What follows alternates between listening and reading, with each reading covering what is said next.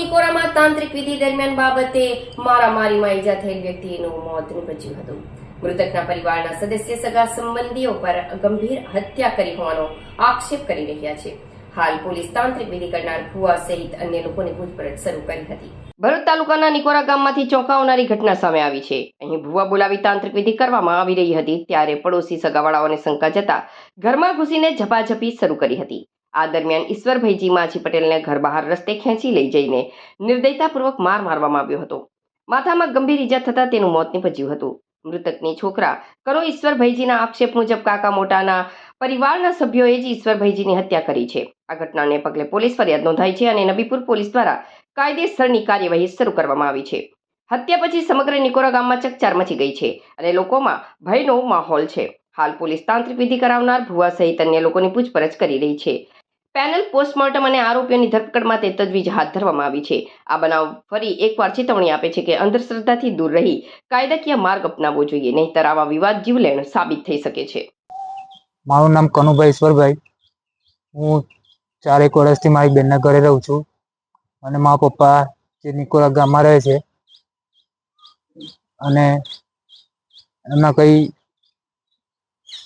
ગ્રહની વિધિ કરવા બાબત 2 માણસને બોલાવ્યા હતા. તો અમારા ઘરમાં મારા પપ્પા, મમ્મી અને 2 તાંત્રિક હતા. એ વિધિ કરતા હતા ગ્રહ માટેની. તમારું ગ્રહ વિશે આવું કરે તો તમારું થોડુંક દુઃખ ઓછું થઈ જાય, એવું કારણસર અમે વિધિ કરવા માટે 2 માણસોને બોલાવ્યા હતા. ત્યારબાદ આવું મારા ઘરમાં જાણ થતાં બાજુવાળા મહેશભાઈ ઉર્ફે સુરેશભાઈ અને સલમાનભાઈ પણ કહે છે એને, અને તેમના વાઈફ અપીબેન જે અચાનક આવી રીતે અમારા ઘરમાં ઘૂસીને મારા પપ્પાને ફેટ પકડીને વાળાના બાયણામાંથી જે આંબાનું ખેતર છે તેમાંથી ઘસેડીને સીધા ખત્રી દાદાના રોડ પર જે મંદિર છે ત્યાં લઈ જઈને મારવા માંડ્યા. તેની પાછળ મારી મમ્મી દોડી.